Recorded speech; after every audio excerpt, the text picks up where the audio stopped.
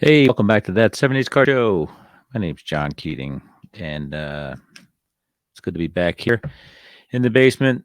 I'm at the sorting table. Uh, been crazy busy. I'd like for you folks to just kind of humor me. There's been something swimming around in my head for the last couple weeks, I guess. Um, Amongst all the traveling I've done, a lot of thoughts have traveled in and out of my head. Um, Kind of tying my card collecting to my life's journey and a few of the things in my life that are important to me, such as music. This episode was inspired by a song by the band, and you've heard me speak enough about the band. I won't go on anymore, but a song that the band recorded in 1971 by Bob Dylan, written by Bob Dylan. He did not record it prior to the band recording it on the album Cahoots. Like most Bob Dylan songs, they're kind of unlistenable when Bob Dylan sings them. When other people sing, they're kind of brought to life. All Along the Watchtower is a great example of that. I Shall Be Released by the aforementioned band is another one of those, and goes on and on and on and on. A couple artists like that, I think, are better writers than performers. Perhaps Joni Mitchell falls into that category if you want to get equal time uh, with male, female, annoying singers who write great songs. Anyway, uh, creativity is it's a gift. I think we're all creative in our own little ways. I consider myself analytical and not creative. I've always been fascinated by visual uh, stimulation, such as obviously movies, moving pictures, and musical acts. My first big musical act that I fell for was Kiss. Obviously, the makeup and the theatrics had a lot to do with that. So I'm an admirer of creativity, of creative people, and throughout my life, I've been drawn to creative people. Having realized early on that I am not the most creative person, kind of faked my way through performing in bands in high school, marching band, concert band, jazz band, chorus, whatever was needed. I played whatever instrument I had to, but didn't particularly try hard, but also didn't particularly excel. I like to play the notes that came into my head instead of the ones that were written on the papers. Now, I could read the music on the papers, but I didn't necessarily want to just didn't want to follow along. I'm a nonconformist. Utility player in high school, I was.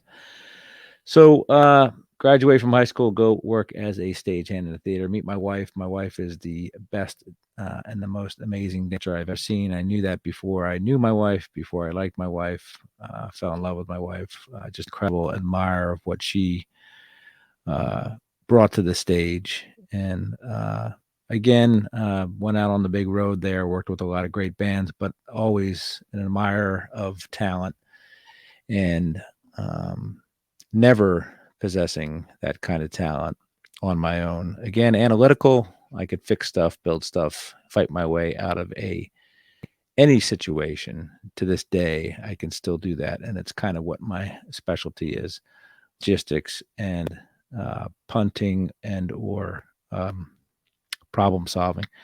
Some would say that's creative, but I think if you can pick up a guitar and play a guitar, or dance and move your hips, or see stuff such as filmmakers that other people can't see. I spent a lot of time in the film business, and I never considered myself a filmmaker. A lot of talented people in the TV and film business, but the filmmakers, I considered myself a moneymaker. But again, being amongst the talented was enough for me. What a great way to go through life, um, watching all the talented people and picking up after them. So again, analytical, versus creative. I'm analytical. My wife is creative. My oldest son, is probably the most analytical person other than me that I know. He's brilliant in math, brilliant at accounting. And my youngest son is an engineer who's been building stuff for a very long time, but he can pick up a guitar and learn a song in a few minutes. So he's the best of both worlds there, I guess. But me, always the hook or the melody of a song got me. All right. My wife likes to say, well, that song doesn't speak to me because the lyrics don't grab me. And I used to say, but the hook, that's all that matters, is the hook. And, I could go to a museum and not understanding what the hell the artist was thinking when they took pen to paper, brush to palette, or canvas, or whatever. So I'm not an admirer of fine art. There are exceptions to that, of course. Big Leonardo da Vinci, I think, is really, again, we get that creative and analytical part mixed up there, but he seemed to have the best of both worlds, and of course, wonderfully talented and wonderfully brilliant. Other folks, again, I could go to the Metropolitan Museum of Art to see baseball cards from Jefferson Burdick and walk past a bunch of Monets or Rembrandts and Degas and Picassos and not care one iota what they're trying to convey to me from the canvas. But that's changed, I guess. I finally found an artist in Banksy that I can look at his artwork and get it. I get what he's trying to convey, get what he's trying to say. I've seen some Banksys in person. That's fun. So I think I'm starting to come around. I'm starting to get into lyrics more, which was the inspiration for this show, and I'll get to that in a few minutes. But anyway, Michelangelo, he's famous for painting the Sistine Chapel in the Vatican. And I've seen the Sistine Chapel, and I was much more impressed with the Pietà that he carved out of marble, Carrara marble, that sits in the actual Vatican Church. It's the Virgin Mary holding her dying son in her arms, and just a wonderful, wonderful piece of work. I've been to some beautiful places in my life. I've seen some amazing things. I've seen Angkor Wat, which goes on for miles and miles and miles. I've seen the Great Wall of China, which goes on for miles and miles and miles. I've seen artwork and engineering, modern and ancient. Rome has to be probably one of my favorite places on earth. The Coliseum, of course, the Spanish Steps, Piazza Navona, and of course, my favorite place in the entire world, the Pantheon, which was more an engineering feat than it was a creativity endeavor, but still a wonderful mix of both there. So the Pietà that Michelangelo carved, it says a lot about Michelangelo. It was the only work that Michelangelo ever signed his name to, and he promised to never do it again. In the sash of the Virgin Mary, he carved his name, Michelangelo, across her chest, and vowed to never do it again in the name of trying to remain humble with his artwork and hoping his artwork would be enough for the world to enjoy. Yeah, it's humility is a pretty big thing. I vacillate between being humble and being arrogant, and trust me, it's not an easy ride. I'm sure for those around me, it's not an easy ride at all. So it's not easy to suffer through me. So again, I'm a melody guy, but I've come to realize, throughout my life, that I would never have a piece of artwork. I'd never have that masterpiece that somebody would paint, that novel that somebody would write, or that song that somebody could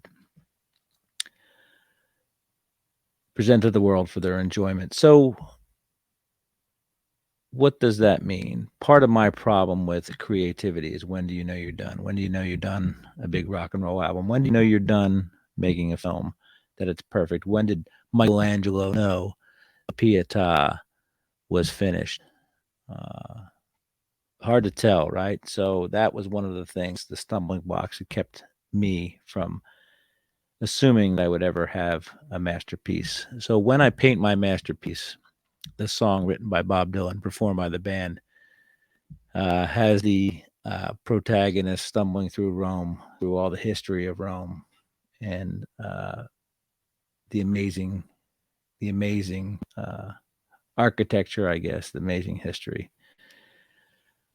I've come to realize that my masterpiece, I realized this very recently, that my masterpiece in my collection. Now, it's not going to be hanging on a wall in a museum. It won't be held up as the prime example of the most beautiful work of art in collecting, that's for sure. But it's my masterpiece. It will never be finished. And it keeps getting better and more beautiful every day. And here I am, right? Continually adding to my masterpiece, trying to be humble. I don't show too many cards because I always know that somebody's got bigger, better, um, more impressive cards than me. But I'm happy in my basement, putting my cards together, collecting my cards, sorting my cards, and flipping through my cards. So I never, not a day goes by when I'm at home that I'm not doing something in a basement. I'm staring right now at a table full of wonderful, beautiful pieces of artwork in their own right that somebody, a creative graphic artist, decided uh, was sufficient for the world to see. It was finished for the world to see. So I'm sure they've had their regrets, some of these folks that create these cards, but still, it's released out into the wild for us to gather and enjoy. So I'm at this point, I have over a card from, I think I've crossed over 4,500 different sets at the point in my collection. So the collection is getting wider, but it's also getting deeper. This week, thanks to my friend Rob Spar at Spar's Archives, I picked up, reluctantly. I paid more than I've paid for any collection, I should say. Yeah, more than I paid for any collection, but I thought about it for a couple weeks. And Rob didn't let me down. Um, I've added probably to my 50s, 60s, and 70s football collection. I've probably added 1,500 cards throughout all those years. I've added a couple hundred cards to my 60s collection. I've been able to improve on the sets that I already have by swapping out some cards that maybe had a couple dings on it. We all know about the 71 and 72 top, how hard they are. So it's fun seeing my collection grow and get better and more, I don't know, more vibrant, I guess. Less creases maybe, but that's part of that's part of collecting. Just like what we see on our faces, right? The creases and the lines that we gather throughout our life. So this is me painting my masterpiece, stumbling through streets of Rome, which is the hobby, I guess, where there's history, there's rubble, as they say in the song, uh, and just amazing things to look at everywhere. So, well, thank you, folks, for being there when I paint masterpiece and joining me as I go, contributing to my collection. My friends in the hobby have done a lot for me. They've sent me off into directions I didn't think my collection would ever go. I've been inspired by Terry and Chris and Dean to get deeper into football cards and get old football cards, enjoy those more. My friends that send me cards send me Yaz cards. For a person who has completed Yaz run by the time Yaz retired, the playing days Yaz run. It's enjoyable now that I have a Yaz binder that may have 7 1972 tops in action Yaz's, but every one of them means something to me because they came from a collection or from a friend who sent them to the mail. So, again, thank you for being there as I go through this. Now, we have all sorts of collectors in our hobby: player collectors, set collectors, team collectors. There's no way to tell you what to collect, uh, just as long as you enjoy it. And the only commodity you care about is the commodity of joy in your collection. I can't imagine having to look at a box of cards and say, what can I get for this on the open market? I can say to myself, what can I ingest into my collection? And maybe there's a few left over to sell. Help me pay for maybe the gas money it took to buy this collection. So as I go along, I've evolved again. Football is a big deal. Basketball cards. I love old basketball cards. Love old hockey cards. I'm a little bit behind in basketball and hockey, but thanks to the influence of others, I've been able to open up this whole other track. If you're a muso, record the Beatles recorded on 2 tracks or 4 tracks. Now there's unlimited tracks. So my collection has opened up another track. So I want to share with you guys and gals maybe something that I've picked up. Okay, I doubt I'm a super collector. I'm an official super collector, and I doubt anybody else is on this journey with me. Recently, obviously, we know the National ended. I had some things on my hit list on the National, and here's the binder I took to the National, and didn't quite get to knock off everything. Of course, you're not going to find everything. You're not going to find a Fatima of a common player if you're looking for a 1940 Fatima. You might not find that Germany Schaefer 206, but you found the 205, Johnny boy. So, opportunity. I always preach opportunity. You never know what's going to happen. So, a couple weeks ago, I went on to eBay and did a search, as I often do, and up popped the card that I wanted to get at National. That was like finding a needle in a haystack if the needle were actually in Chicago. I doubt this needle ever made it to Chicago, but it doesn't hurt to try, right? It didn't make or break my National experience, but it was on my list, and I figured, hey, if it's anywhere, it's got to be the National. It was not at the National. So I ended up buying this card I had a $500 budget for this card in a grade of 1, 500 US dollars. $500, that's like 12 million Canadian dollars. So couldn't find the card. Got lucky one day, found it on eBay. This is a 1.5. It's an SGC, and it was 66% exactly. Once you factor in shipping and tax, $330 this cost me. And it might not be a big deal for anybody else, but again, I'm probably the only person in the world that collects this fella. So went through the whole thing, got the little booklet, and here we have a 1915 Cracker Jack Ray Keating card, which is a beautiful card, just how it's a landscape. And Ray Keating is either throwing a paper airplane or a baseball. And anyway, that came in the mail a couple of days ago, maybe a week ago. I don't know. So I've showed it off to my friends. Rob Spar, I showed it to my LCS. Had to show somebody, right? So there's the Ray Keating 1.5. Has a bit of a crease going down the middle of it, but it's going to look great. Probably going to get it reslabbed. Reslabbed, you say? Why? Right? So if you look on the other side here, they done slabbed it upside down. So the back is portrait, the front is a landscape, yet they flipped the card upside down when they put it in the slab. So Philly shows this week. I'm going to run up there and see if maybe SGC can right the wrong there. Hopefully that'll happen.